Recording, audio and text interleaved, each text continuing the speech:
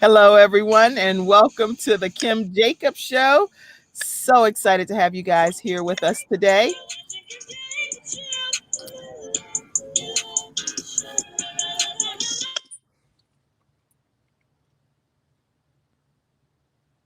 Uh-oh. We having some funky deli right now. We having some funky deli. Yes, we're gonna take over. Well, like she was saying, welcome to the Kim Jacobs show today, y'all. And we are Kim is obviously not at her normal location, and she's in a different location right now. But however, we're gonna continue to go on and move forward. We have again with us on the panel today. We have Tyrone T.C. Carter. We also have retired officer, St. Paul Police Officer Adam Bailey with us. We have joining the show today with us right now, currently, Dr. Damian Hodge, which is also a correctional officer. And we welcome you. Thank you for joining us. We also have backstage, we have Courtney Jacobs, family expertise, entrepreneur. And we also, once again, I'm gonna let Kim come back. Like I told him, Kim, you was off location. So, it's a little different today, but we here.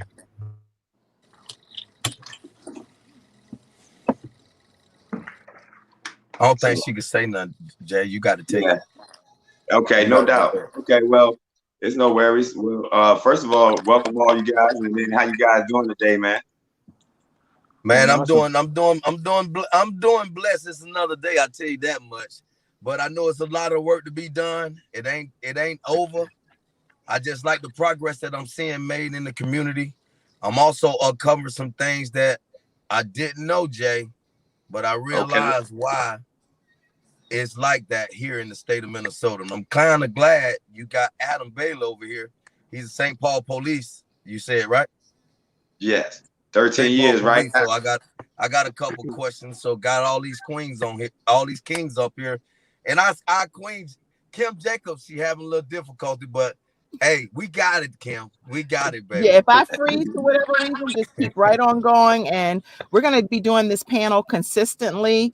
So that way the community gets the chance to hear solutions from African American men that are hardworking young men that from all walks of life and from police officers and representation from law enforcement. So you'll see this panel very frequently, and my brother Javon Jackson is spearheading this. So thank you so much, Javon.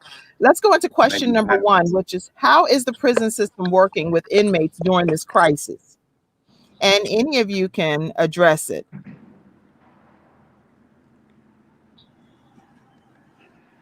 I'll say first, I am not a correctional officer. I'm sorry. Dr. Damian Hodge came from the hood to hood it. He's making high five with you, Javon. I'm actually I'm actually the post-secondary education liaison, and what that means is I supervise all of the higher education initiatives in all the prisons across the state of Tennessee.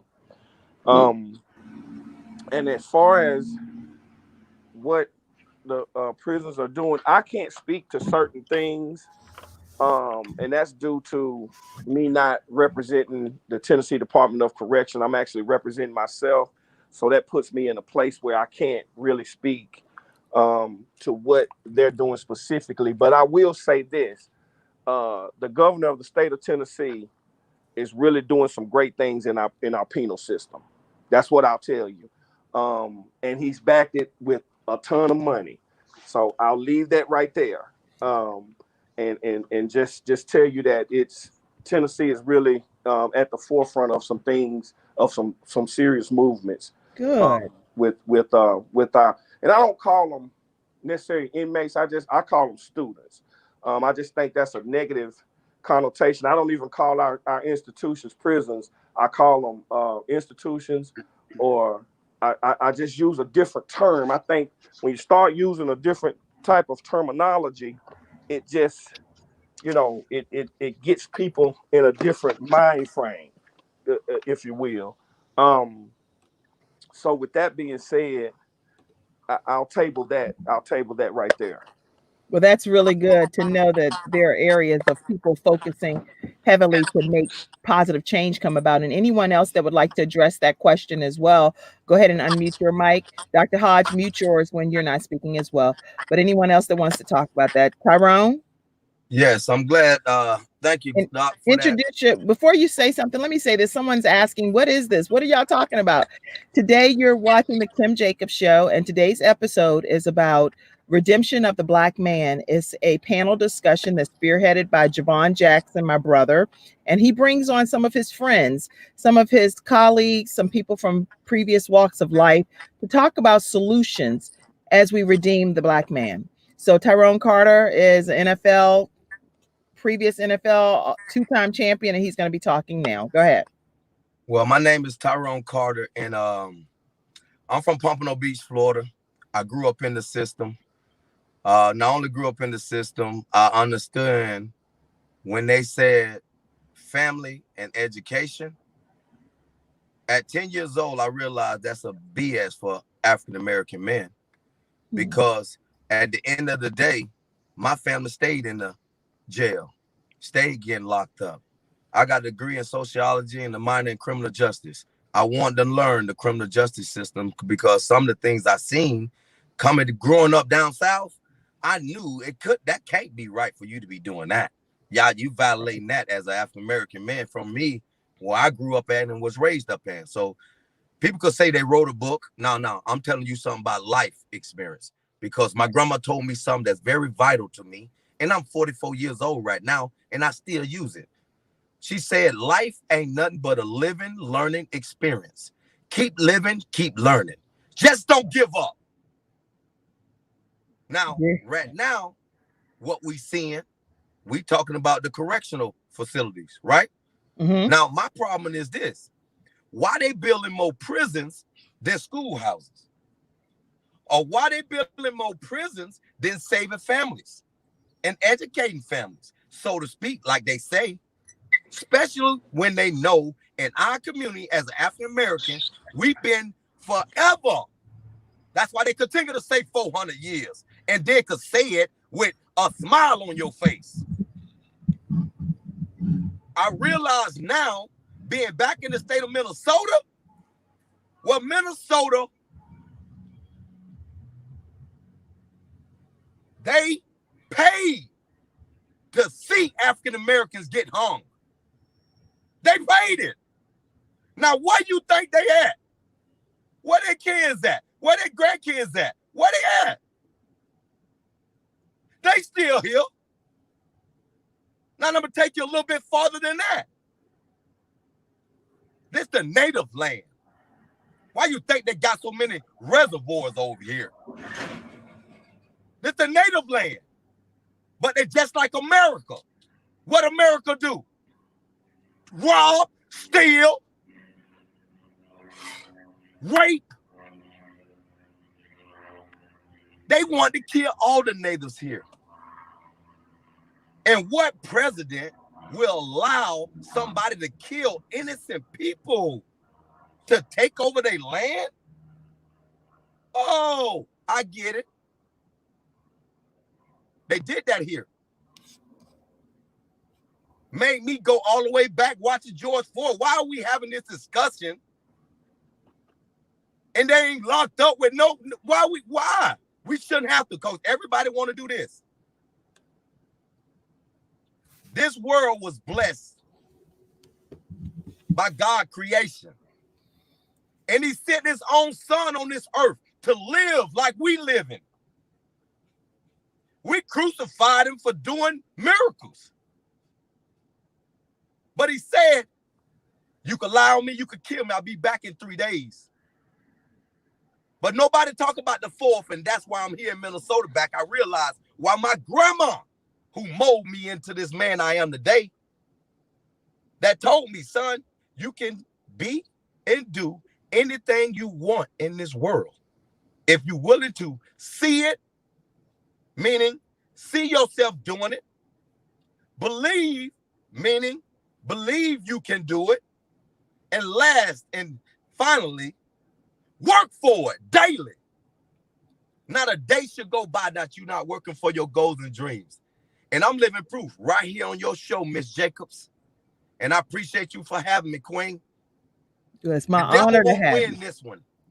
Won't win this one. But we got to come together, because playing this game of football, what most people say is violent, well, this life we look outside my house and go outside my door is just as violent too. But we got to use that to educate what? Our babies. America is doing something so wrong. That's why we having all this crazy chaos. Two things is I know that my grandma taught me. If you just go by that, respect. Okay. It's just, when we talk about correctional, let's talk about this, because I don't want to get off track. Yeah, I was like, I know everyone like, wait, I got a chance to say something too. So before you go, you want to go ahead and make one final piece before you go, somebody else gets a chance to speak? Yes, I want to.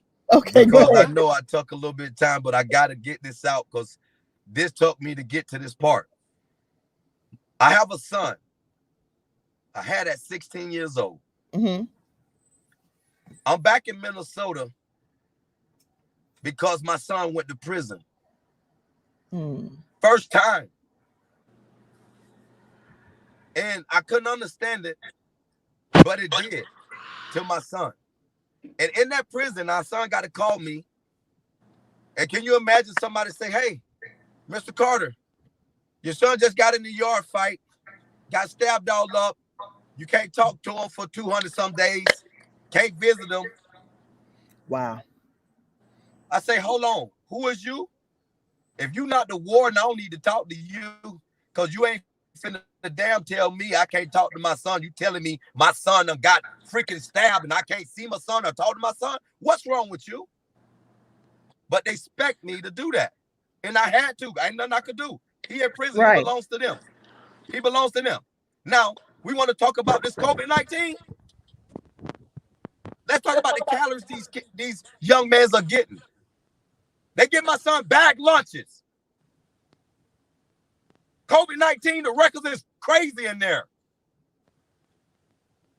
They mistreating those prison inmates.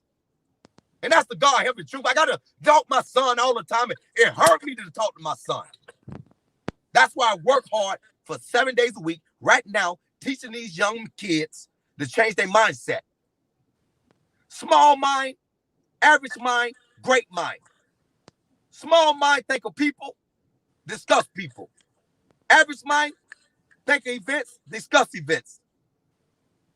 And great minds that these kids have right now, and adults putting water on their fire, think of ideas. They got great ideas. Okay. Well, you're dropping some incredible knowledge, and a lot of people that are watching definitely are going to grab hold to some of the information that you're sharing. Hence, that's why you're so passionate about what you do. NFL champion 2 times over, and being able to teach young people better outcomes, and that's important. So let's see, how is the prison system working with inmates during this crisis is what the question is as well. I don't know if anyone else wants to tackle that question, or if we want to go on to the next question. Well, I think it was addressed pretty well. If Dr. Hodges wanted to deal with that, he's more personally on hand with that. But I just wanted to say the reason that I posed that question is exactly for that reason, like what Tyrone said. It's a lot of us that have family members that are in the prison system. So we're just trying to find out the right way. We know it's a major pandemic going on right now. We hear nationally that it's a lot of outcry from within the system, the prison system. So that's why I posed that question as to why, and what are they actually doing right now currently to, help them and assist the prisoners' mental state. I know that, people committed crimes and that we all think that people deserve to be there, but at the end of the day, they still are human. And however you cut it, we still got to treat them with some type of humane respect. And that's why I posed that question. Okay. Very, very good. Dr. Hodge? Yeah, I want to say to Mr. Carter's points, a couple of points that he had made. First, brother, I trust me, I feel you exactly how you feel. Some of the things you said just sort of mirrored, what I've seen and gone throughout my life. A couple of prisons that I oversee the education. My dad opened up those prisons in the 70s, so I get it. My brother died in prison, so I get that. You follow what I'm saying? My daughter was killed about 6 years ago, shot dead in the street, left by a dumpster. And I have a 24-year-old son that's in federal prison right now. So I know your plight. I know exactly what you're talking about. I understand, but I'm gonna digress and go back to the point you said, why are they building prisons? Well, the reason is because when they look at 5th grade test scores and 8th grade test scores, and they go around the entire country, and that's why we have to, our kids have to be proficient in STEM. They have to be, if they're not, that's why they're building the prison. And they look at the demographics, and let's just say Orangeburg, South Carolina. Let's say they got a ton of people who are low in test scores there. That's where they're gonna build the next prison. Because and I want you to understand this, my brother. I came from that same system, but I told everybody no. I was not gonna be a statistic. You was not gonna make me be like that. Exactly. And that's why I went on and played college basketball, and I went on and got 3 college degrees, because I wasn't going to let you put me in that box. And it's up to us as fathers. Not only are you a father to a young man in the prison system, so am I. But we also are fathers to these kids who are out here now. Yeah. We gotta be. Yeah. It's up to us. We gotta take it upon ourselves. Yes, we gotta tutor these kids. We gotta make sure these kids are proficient in math, science, and English. We gotta make sure. And that's what's gonna stop them from building prisons. If we don't get these test scores up, because if they don't come up, it tells the society that those kids are not going to college. And let me tell you something about education.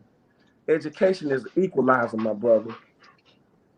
When all else fails, if you have some education, it'll allow you to think better. It'll allow you to make a different decision. Trust me, I can't tell you how many times I had a gun in my hand.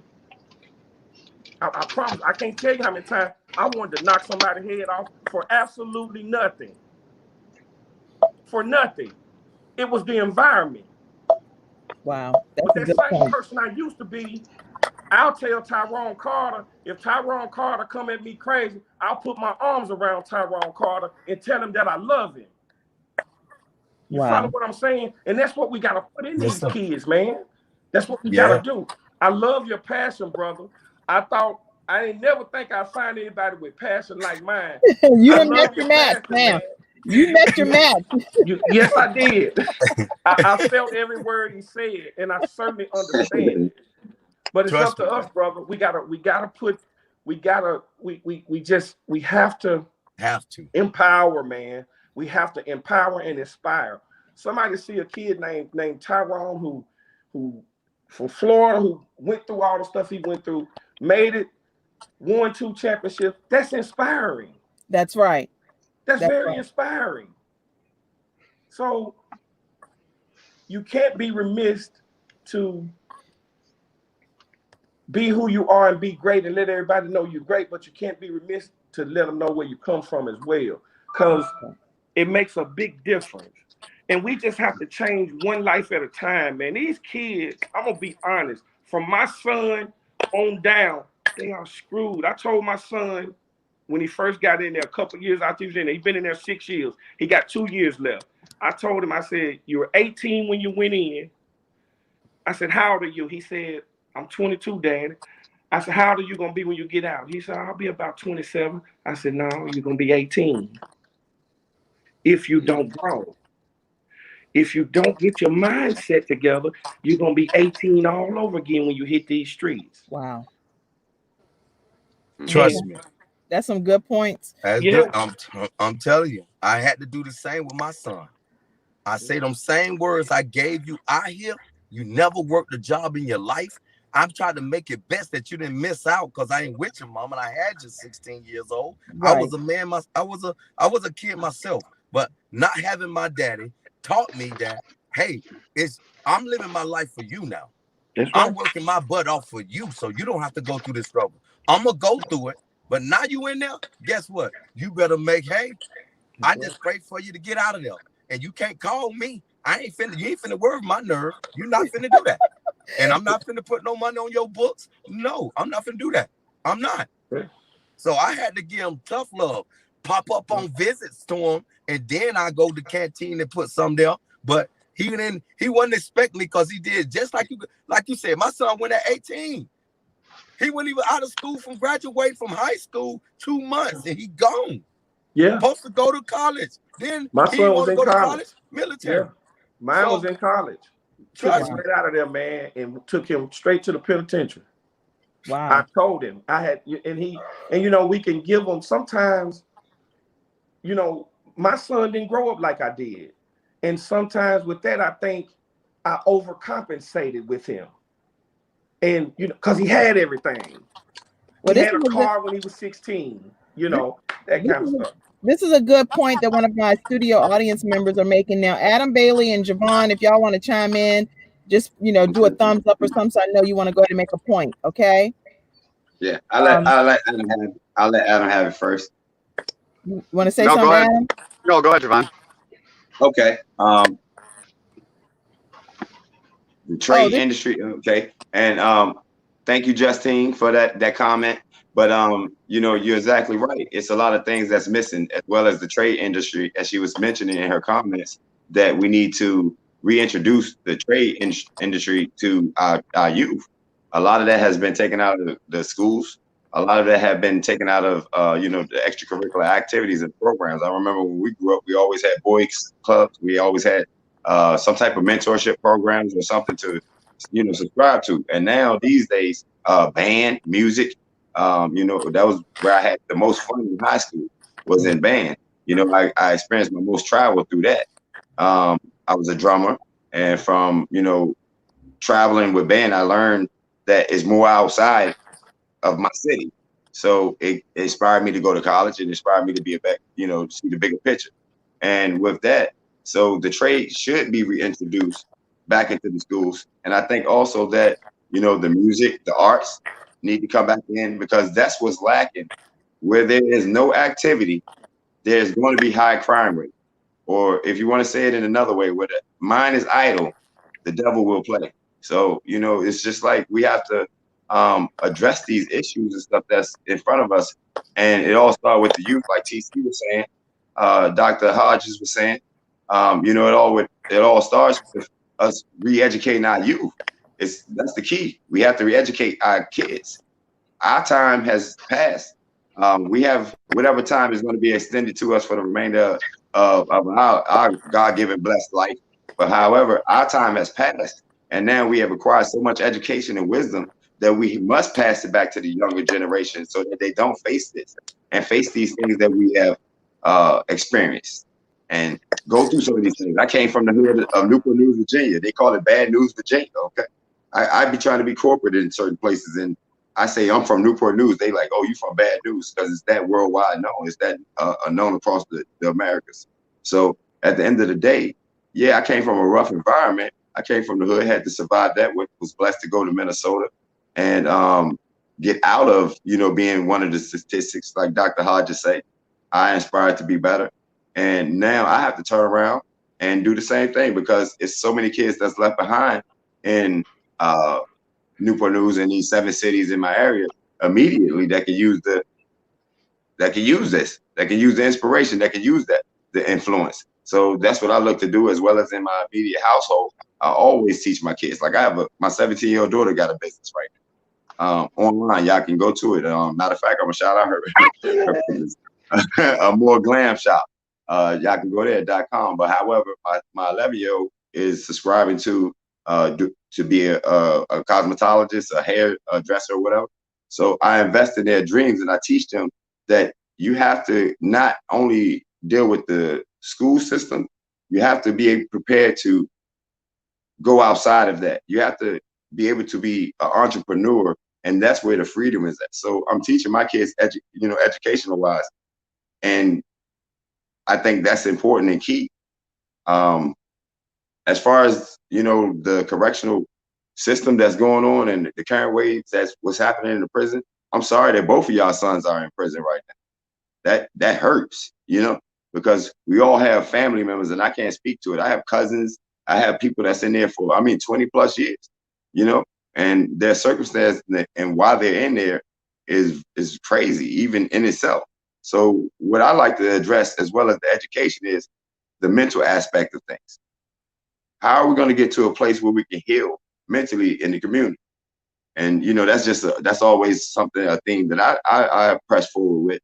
But I just wanted to throw that out there. It's not a new question. I don't want to redirect the question and the energy, but I just wanted to let you know what I'm thinking, my feelings on that. So I guess Adam, if you wanted to chime in. Give me 1 second. I'm sorry. I got to let my dog out here. Oh, no worries, man. Let the dog out. Who let the dogs out?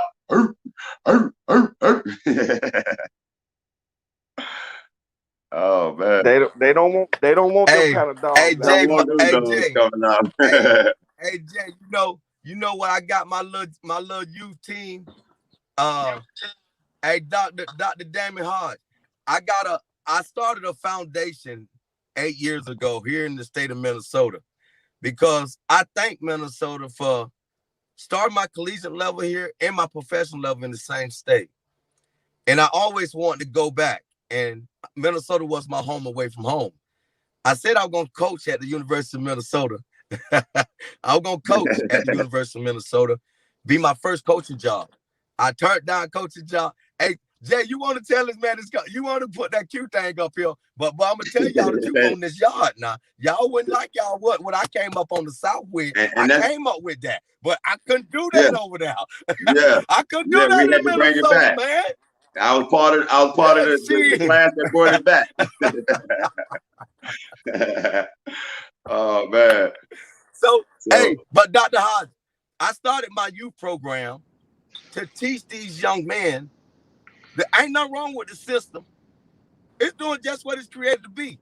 But if you letting the system dictate you missing a point. Nobody should put a limitation on how far you go. You dreaming, you got those thoughts. That's right. That's why these kids got all these good ideas and good thoughts at a young age. It's we as adults saying, no, you can't. You too young. No, you got to wait. No, let them kids go. And the kids, the key thing is this. The key thing is this. We need to do more of finding out what our kids like. The heck with what we like, or what was for us is for us. Find out what your kids like. True. And channel that to them. Because my grandma once said this again. I'm going to always say my grandma, and I'm sorry. I ain't going to complain about it, but I'm going to let y'all know in advance. She told me this. It's 1,440 minutes in a day. What you do with your minutes the most is what you love. Channel your energy and passion towards that. You will find your love, peace, and happiness. Hello. Well, TC. Adam haven't spoken, Kim, too. Kim, sorry. Welcome back. Oh, no, by all means, if anything happens, keep doing exactly what you're doing, Javon. You're doing a great job. And that's we come from the same cloth. You my brother. So you know how to carry. Go, Adam. No, you guys are all making great points. And I mean, I agree with those points. And I think that the youth and family is where a lot of those things start. I mean, a lot of that hate and stuff, even towards other members or towards law enforcement. I mean, that's something that's taught, and it's not a racial thing, because I've seen kids, as young as, 5, flicking off the police with the middle finger from all different races, white, black, and Hispanic. And I mean, they don't know that. As 5-year-olds, they don't know that the police are supposed to be bad. I mean, that's taught to them, or what they've seen from interactions, maybe poor interactions, but you know, it's reinforced, I think, from the family, and not having that educational piece. You know, I I had seen so many times and had so many conversations where I brought um, kids home either after some infraction at school or they got in trouble, and you know the family isn't even shocked to see the police. They're just like, okay, they send the kid up the stairs, and there's not really any punishment or conversation that goes on, so they don't get that reinforcement. They see that there is no consequence for whatever actions that were occurring, or the parents might take the stand that the police were wrong initially without even hearing what the situation was. And on the other side, we used to bring kids in just for the curfew center, and we'd call and say, your kid's here, can you come pick them up? And they say, no, keep them. And we were like, well, we can't keep them because it's a curfew center. We can only open for so long, and that's not our job. And they're like, you deal with it. And they kind of, I think a lot of families kind of give up at some points or can get so frustrated, you know? So I think that educational piece and what Tyrone's talking about, teaching young kids and youth about the mindset and changing mentalities, I mean, that's huge. That's huge. And again, not just one race or another. I think that goes across the board, really. Excellent. Now, Javon, I don't know what question you all were addressing when I chimed off, but make sure that we go to the next question. Let me also just say, Courtney, who's on our panel, but he was having some technical difficulties. He said TC mentioned that his father was not there for him. He also mentioned that he was not with his son's mom. How do we address the Black family dynamic so that the man is home with his family? And any of you can address that. And this is from one of our panelists, Courtney Jacobs. Okay, Kim, let me address that. Let me definitely address that. Courtney actually led us into the transition. Dr. Hodges, if you can mute your mic, please. But Courtney actually led us into the transition of where I was going to pose the next question. It's a lot of focus on these two panels with the courtesy of the officers being up here. It's a lot of focus on them right now, what can happen between the police community. And, you know, me and you were talking, Kim, like, and I want to shift it now and ask, what can we do as a community? Like Courtney said, how can we present ourselves to be better in the household, to educate our kids, stop bickering as parents with older, you know, traditional ways or whatever the case may be that, you know, are creating the, like Officer Adam Bailey said, like the nonchalant attitude, the lack of care. I mean, you know, it's just so prevalent in our community. And I know it'd be mind blowing when you see that, like, keep them. What do you mean keep them? Like, you know what I mean? Like, it just, but they've been through so much with that individual because he's misguided, lack of, most of the time, a father in the household. It had become so standard in our community. And it's not just because of, you know, that they necessarily don't want to have the father in the household. A lot of times there's systems in place that tell them not to have the father in the household. And if you have the father in the household, you're not going to get this assistance. If you don't take them, if you want Section 8, then what's going on? Who that appeared in your screen, TC? Okay, wait a minute. Who's that? TC, but, how you who's doing that in your screen over there?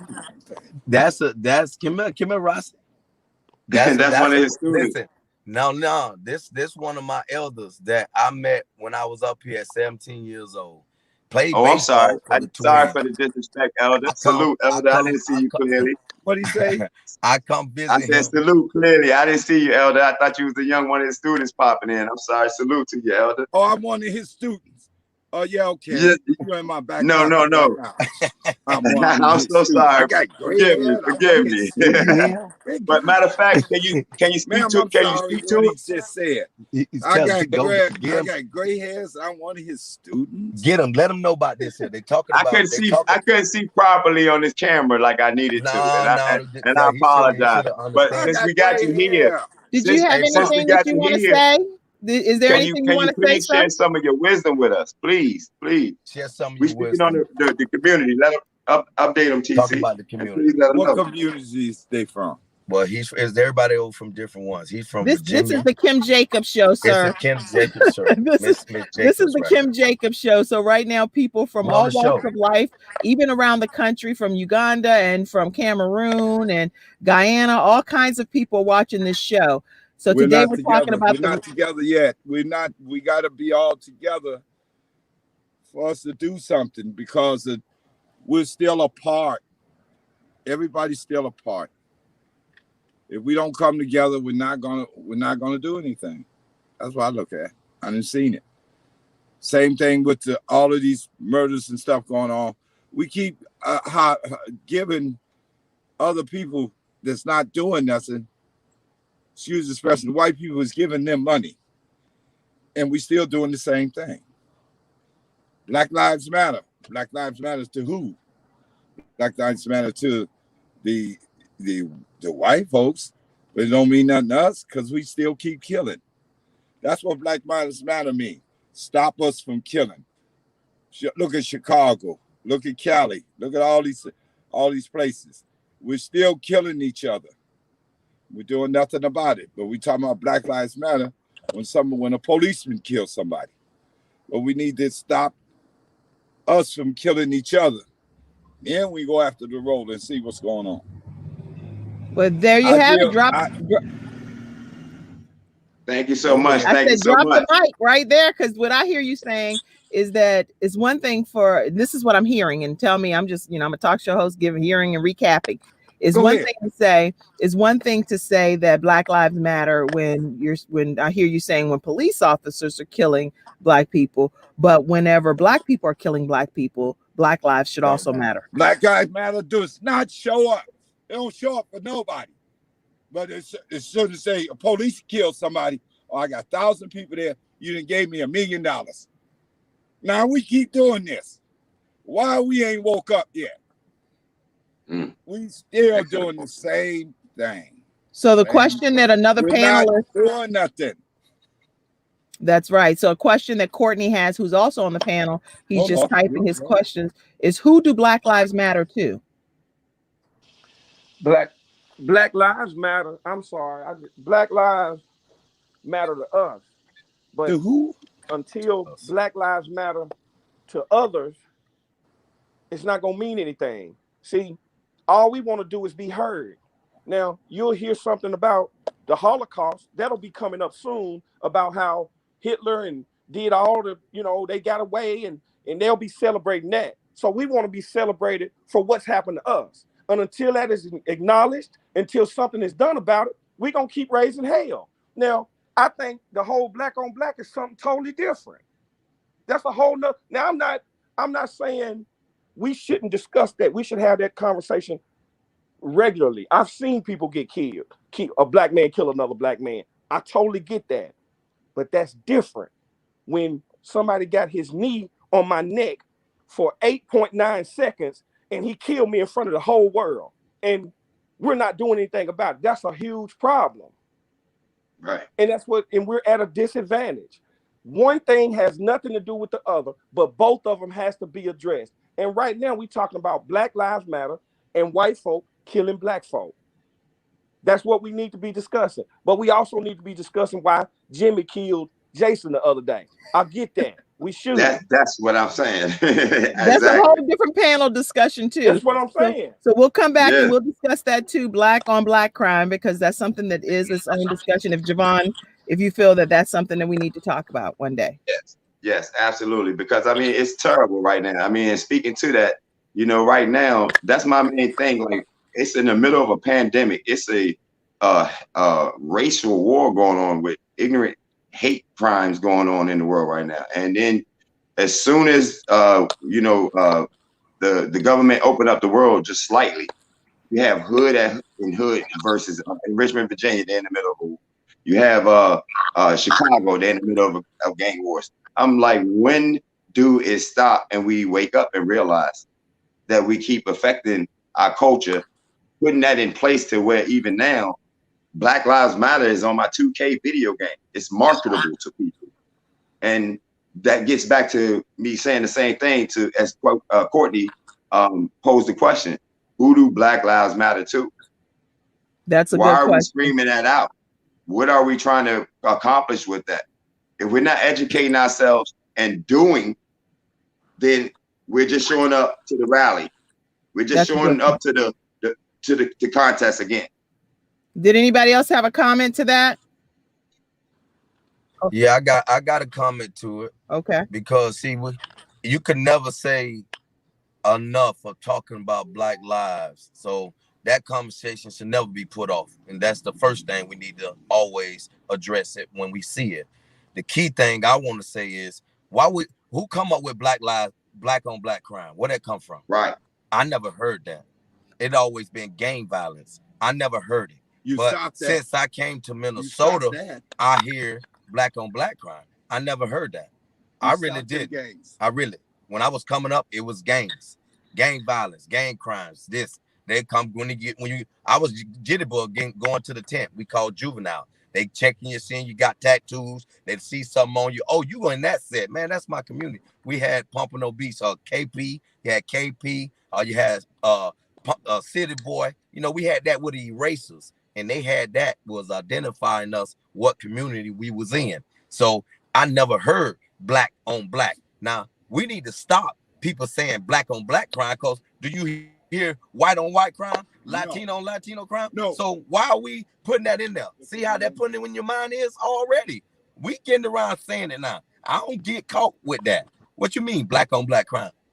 I'm just saying Black Lives Matter should be every black life that die should matter. Every black life that dies. Protest, and it should be a rally. It should be a protest and a rally. That's the goal. Every time they dies, we should be there. And then the thing that we continue to miss is we're trying to uplift our community, right? So if we're trying to uplift our community, that means every life that affected in our community, we need to stand up for.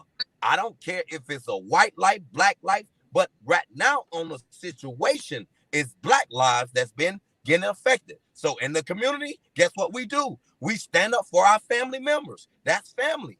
I can't understand why we keep coming up with all these categories. Like what? Okay, let's go to another comment. Clarence White, who was on our panel the last time, he's a police officer in Atlanta, Georgia. He says, we as a community, we have to live our creed, meaning we have to model our lives in the manner we want. We want our generation, our next generation to be. So he's saying that we need to model what we actually want to see happen through our next generations. And then again, this is a police officer in Atlanta, Georgia, that was on our panel last week when we had this discussion. So any comments to any of this? Yes. Okay, go ahead, sir. The curb law. That's what I want to ask him about, the curb law. He's a policeman. He should know the curb law. Okay. Well, Clarence, if you want to, Adam, a police officer. Adam, you might. Okay, Adam. Let me wait a minute. Law? Let me unmute Adam's thing because he was doing something with the dog at one point. That's okay. Go ahead, Adam. What was the question? You heard him, Adam? No. The question was about something to do with the curb law. It's called the curb law. The policemen know it. If they're in the law enforcement, they should know the curb law. It's in their book, what they read. Go ahead. You know it? No, I was a police officer for 16 years. I've never heard of the curb law. You never heard of it. So we gotta go to the higher court now, because the curb law has been thrown out, but was a rule a long time ago. Okay, I'll look it up right quick. Javon, go to another comment while I look up the curb law. Thank you. It's in there. Go ahead, Javon. Go ahead. Go to the next I just wanted to the next thing, and I pose this directly, so Adam, you can take the ball with this one first. But I don't have the questions right in front of me, Kim, per se. Oh, okay. But, so I have the next question, and the next question is, give me 1 second, and I'll be able to go right to that. How can our Black communities be at war during this pandemic? Well, that was what we just addressed in post. But that was that question, and we did a great job covering that, I believe. So if you wanted to move on to the next one. The other one is, do you think if we don't have quotas on arrests, will it decrease or increase the state of community emergency? Is one of the questions you had posed, Javon. Yes.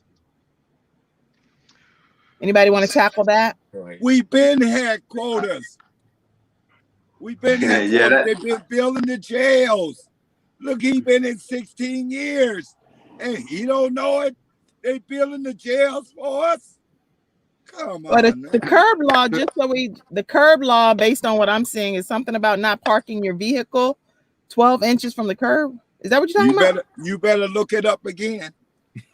no, Look it's it up it's a again. it's a historical law back in the day that if you I that's don't when know. led to like You loitering. outside. He's coming with He it. coming with it. Well, you look it up Yeah, over there too. that's what led to Okay. This a old loitering coon, man. and Everybody, them being able This to. a old coon. stop. That man. Let me mute Listen, everybody for a second. it's a 'cause lady. I'm finna. Okay, I'm gonna mute everybody so I can speak because I'm the host. Okay, so TC Carter, what I recommend is that you pull your phone out, you with your on the spot guest, the elder over there, y'all come up with whatever the curb law is and tell us, because I don't know it. And so I'm going to keep on going, but look on your phone, TC, and tell us what the curb law is, because what the Google says is just some basic stuff. I don't know. Okay, I'm unmuting you guys, so then y'all can keep on talking. All right, so let's see. Jay, I'm sorry, I shouldn't have muted you, huh? Besides the curb law, we're gonna come back to that, but I just wanted to I know he's going to stick come on to the point with the question that you posed. So Adam, when he come back in, he can go ahead and address that as far as that. And if you wanted to reread that question real quick. Okay, sure. Funny, let me get off this curb law page. Let's see. The question is, do you think if we don't have quotas on arrest, will it decrease or increase this state of community emergency? Is the question. Clarence is a police officer too. He said he's unfamiliar with the curb law. What is being shown? What's happening? Let's see. TC and are you saying something? They're walking. They walking. I guess that's where they at. But however, yeah, just like that's a good question that was posed, because like with it's almost like a sales department, and I'm wondering if they didn't have to meet 3 to 4 or however whatever the quota is per month, then here would people be getting arrested? Curb law, thank God. What is it? Somebody, yourmechanic.com, the guide to colored curb laws in all states by Brady Clough. Okay, I'll pull that up. And that's touching on loitering. They heard you, OG. They heard you. What? They looking up the curb law. I got something else for him. Okay. Let me pull up this article since everybody's talking about this curb law thing. Wait a minute. Thank you, Allison. HTTPS. Okay, what is this? Hey, he got to get his exercise. He got to get his walking. Hey, Elder. Hey, had the elder say his name, TC. Let the world know who you are. My name is Tommy Ross. I'm a neighborhood activist in Minneapolis, Minnesota, and you didn't burn that much up here. That's another thing. You sit there and lie. Y'all said y'all burned up everything here. Ain't nobody burned up one street, ma'am. That's all they did. And there was nobody fighting. The white radicals came down the street for about a minute and they left. Ain't nothing else going on here. Nothing. Oh, why do people keep saying that we burned up the place? Now they get money. They get money. This place is nice up here. You come up here and raise your kids up here. Hey, Javon. Come on now. Yeah. This OG right here, man. Yeah, he got the move out this community without him home. So let's see. What I say. Come on now. Hey, I appreciate you, Elder. I appreciate Elder OG Ross. I cannot say my life. He say appreciate you, man. Okay, so anyway. Thank you so much, sir, for coming on and sharing your insight. We appreciate you, Mr. Ross. And thank you so much, Allison, for sharing the article. If anyone wants to look it up, it's The Guide to Color Curb Laws in All States by Brady Clough. Let me put that. The Guide to Curb Laws in All States by Brady Clough. Okay. So you all can look at that. They can build as many jails as they wish. We need to stop do the activities that facilitate going there, which is rendering the jails How are useless. you? We don't do I'm the doing well, actual thank you. activities. I agree with that 100%. So if we don't do the things that would require us to go to jail, then the jails can't be filled, is what that person June is saying. Anybody want to speak to that? Listen, you don't have to commit a crime to go to jail. Now, Okay. I will say this, and this is what I told my grandmother years ago when my brother was in and out of jail, and they would always be mad, upset at police officers. Why did they? He didn't do nothing. And I would say back then, well, they don't. He don't have an open invitation. You got to do something to go. They just don't have open invitation to jail. I think we're in a different climate, and I think if you know, I said this on, before when I had an interview with you, a guy was running, and I knew his stepdad. He was about 30 years old. He was running from the police. I remember running from the police before, and they didn't shoot me in the back. They just couldn't catch me, and that's just what it was. And this happened in Nashville about 2.5 years ago, 3 years ago. He just took off running, and the Wow. guy ran behind him, and he was out of breath, and he stopped, and they had it on camera. They had all of it. He stopped, and the guy was trucking, and he shot him 3 or 4 times in the back and killed him. That's absurd. That is outrage. That is just downright crazy. It doesn't make sense. That's right. And and sometimes you got to get a little deeper. What's the criteria for hiring police officers? Well, I think you got to take a test. You know, from I got friends who are legislators in the Senate, and some of these tests, you know, you can score a certain number, and they know that by that score, you're not the right person um to be on that police force. But those are the people that they're hiring because they know they're going to get these adverse effects and reactions in our communities. So they deliberately don't hire the right people who psychologically, has the compassion, understands what protect and serve is all about. No, they're hiring these people to do their dirty work. And Okay. then we're in a climate where you got the leader of the free world just spouting out just crazy things, and then it's bringing out all the racists and all the people who were in the back, hiding. All of them are at the forefront at this point. Um, and so as a black community, we really got to lock arms. We really Yes. got to lock arms, and we really got to take care of one another. It's my responsibility to take care of my neighbor's son. I put that on me. We gotta band together, and we gotta make sure that these kids are are in the right positions and going forward, because we're in trouble. We're in big trouble, and we gotta do some serious soul searching. And I'm not blaming. I don't want to sit here and sound like I'm blaming all of the black problems on others. We got enough stuff going on within our own selves that ain't got nothing to do with nobody else. We got high blood pressure.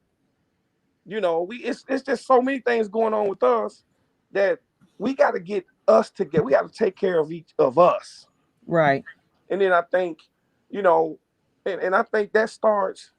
The only way we're going to kill this evilness and hate is with unadulterated, pure love. That's the only thing that's going to beat it at the end of the day.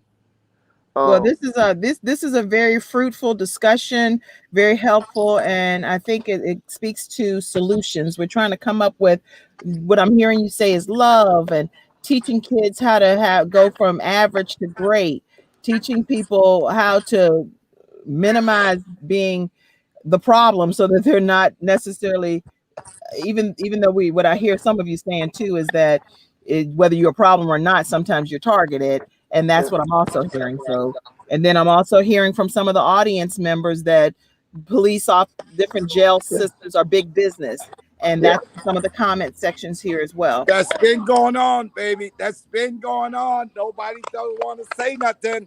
It's been going on. I'm gonna say Then, this real quickly. okay. I remember I got pulled over about 2 years ago. I was speeding. I was going about 55 in a 40, in a 45. So the guy pulls me over, Here's that mic. and I'm at 10 and 2 with my hands. And he came to the car and he said, you know you were speeding. I said I was. He said, do you have your driver's license registration? I said I do. I said, now let me say this to you. I want to go home today, and I want you to go home. So I'm gonna have to reach in this glove compartment to get my information. Are you okay with that? Me and this guy, he just bust out laughing. And I laughed and I said, I'm serious, man. I want to go home. I don't want no issues with you today. You give me a ticket, whatever you want to do. And we ended up having a 30-minute conversation about what what his job was, what he was all about, what my job was, and what I was doing. And it ended up being a very fruitful and just a great all-around conversation. We exchanged numbers. He didn't give me a ticket. He didn't give me a ticket. And he was a white guy. And we're good friends now. We just became cool. And that's why I can say I don't think all white cops are bad or all. I don't believe that at all. But I do think there's a few who push the envelope, and there's a few who go above and beyond, and things just happen. So I just think that we got to get to a good place with that, with the protection and what they're there to do as far as serving and protecting, and then how we react. I'm at this point, I'm 47 years old. I'm afraid sometimes. I'm afraid to even. I was coming out of Walgreens the other night, and there was a black guy sitting on right outside, and then two white police officers standing right there. And I'm looking. I kept walking, but I'm looking like, what's getting ready to happen? Because there's so much going on. What did this guy do?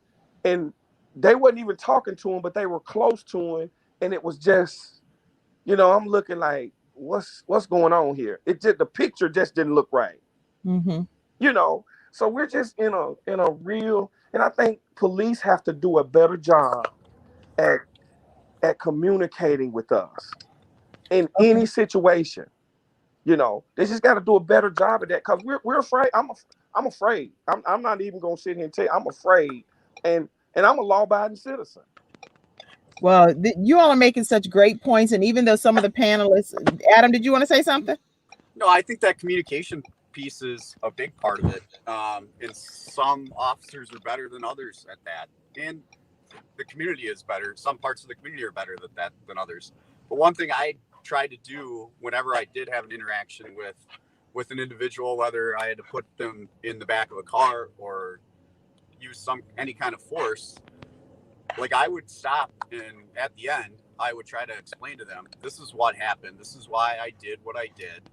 And 9 times out of 10, most of those people, just having the knowledge of why and what was going on, calmed everybody down. And they weren't yelling and screaming anymore, because they understood where I was coming from and what I needed to do in that situation. So I do think that community, or that communication piece, is really important, because I know myself is frustrated when people are making me do something and I don't know what's happening. Like, I just want to know why. Why am I doing this? Tell me. And it relieves some of that stress as well. So that communication is a big piece. Very, very good. Okay, so listen, I tried to extend the show today to go for a full hour to make sure that we got a chance to make up for the technical stuff that was happening in the beginning. So I thank you all for staying on today's episode. I think it was a very enlightening discussion. One thing I will share is what Clarence White, who is also on our panel, he said, Dr. Hodge, that's a starting point. The psychology test is just one section of the hiring process. Unfortunately, it seems like it is used twofold, positive and negative. Absolutely. And so that's something that's one of his comments. It's a lot of comments on here. One of the questions that came in is, what is the psychology behind the gel becoming a big business? That's a question that was posed as well. And basically, guys, what's going to happen is, if you all are not Patreon members, I encourage you to become a Patreon member.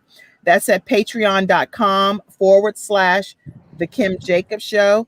What happens is we go backstage after party, and you'll get some additional comments from my guests who come on. So if you have not become a Patreon member, go to patreon.com/The Kim Jacobs Show, and you'll be able to unlock the content from different episodes where some of my guests stayed behind stage.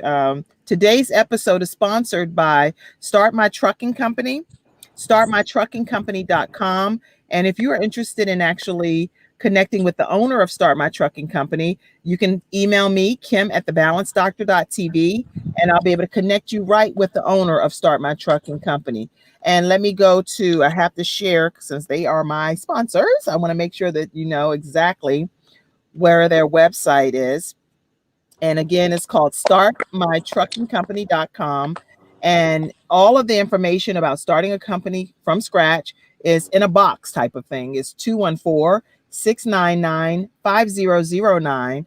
And again, that's 214-699-5009.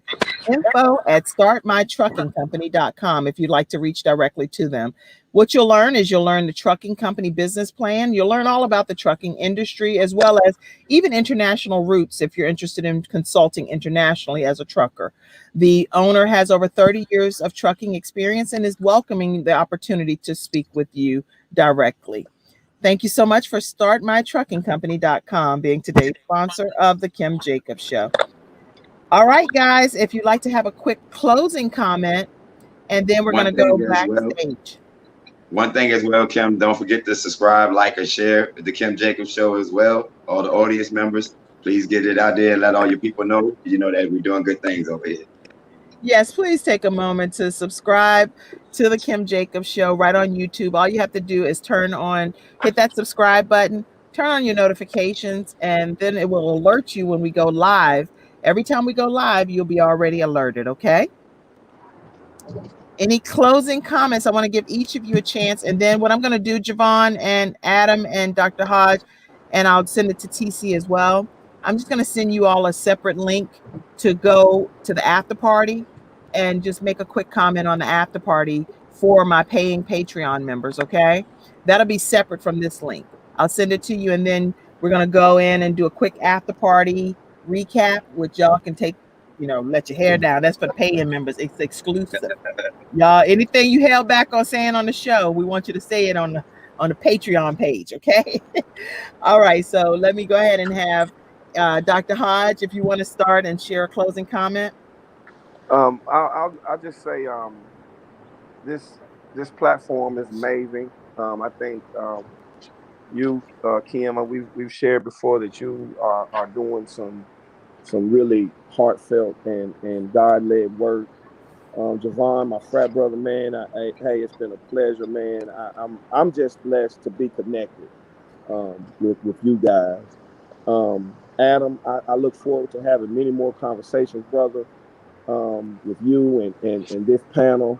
I think that we all have to, from all walks of life, really have to dig a little deeper.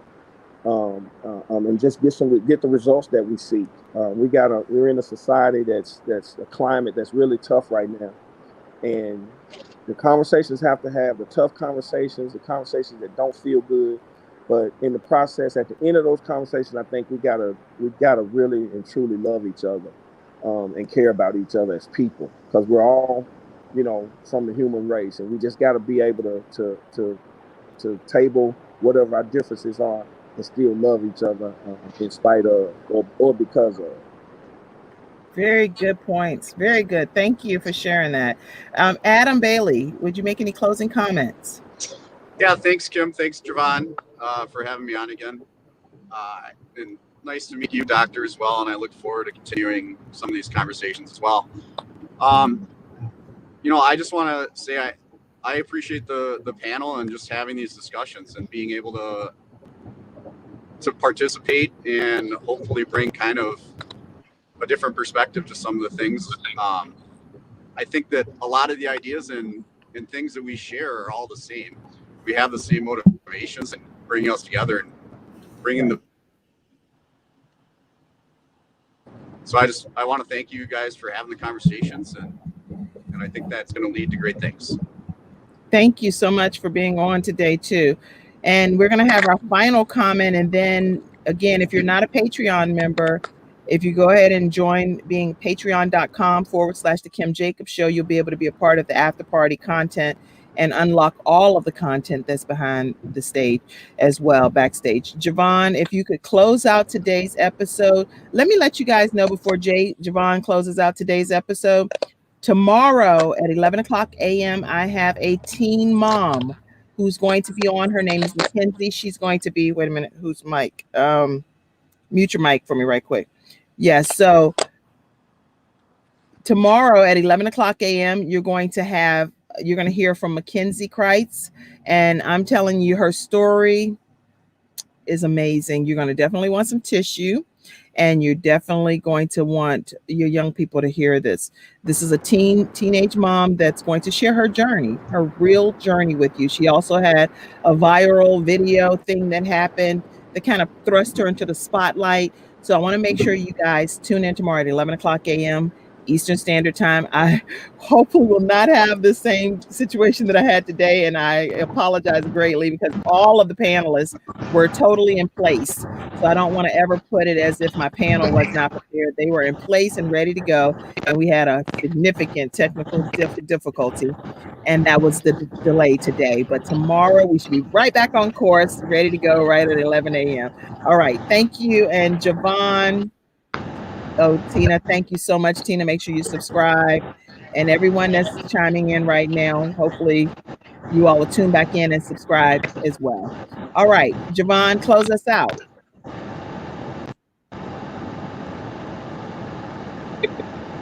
First of all, Tim, thank you again for having us and allowing our panel to be here and use your platform.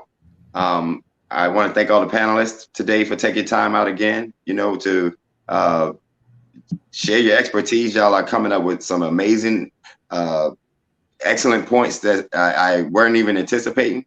So, the conversations are going like directions that I didn't even think it would go. It's taking on its own life. And I'm just grateful to be a part of it. As far as the topics on today, I would just like to say we wrap it up with the same points that we have. Education. We have to educate our kids. We have to educate the community on both sides.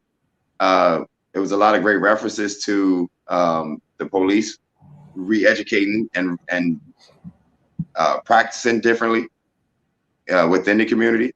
It's a reference to us within home to teach our kids better and educate them, not just to teach them the 10 and 2 and how to be pulled over, but also teach them to not even get in trouble. You know what I'm saying? Keep yourself occupied in another way. So like I believe June, one of the audience members had mentioned earlier that if we don't commit the crime, we can't fill the jails. So it's going back to that. Just do a hard reset and start over from there. And I think that'll help both sides of the community, and we can actually put some healing in there. The people that's hateful, the people that's ignorant, they have to go. The people that's not for progress, the people that's not for seeing peaceful results, they have to go. And that's the bottom line. And it inevitably, you're going anyway because time is bringing a new thing to us. So the kids are completely different. They're not subscribing to these old hateful ways. They're not subscribing to a lot of things that we subscribe to that got us in this place right now, period. So I just think that it's key that we go back to getting back to the roots of things, and that way we can really receive some healing as moving forward. Wow, And that's it. Thank you. My brother, thank you so much, Javon Jackson. That's now when people say my brother, they saying it like, my brother, like from a different mother and all that. No, this is my brother from the same mother. So this is my real brother. Matter of fact, shout out to you, moms. How you doing today? Much love. One of the #1 guests. Yeah, so we're not the #1 fan. So listen, everybody, tomorrow, hopefully, technically everything will be better, but I am so grateful that you stayed on with us today, and tune in tomorrow at 11 o'clock a.m. right here on the Kim Jacobs Show. Everybody, I'll send you a new link to go to the after party, and you can drop your quick comments. Okay.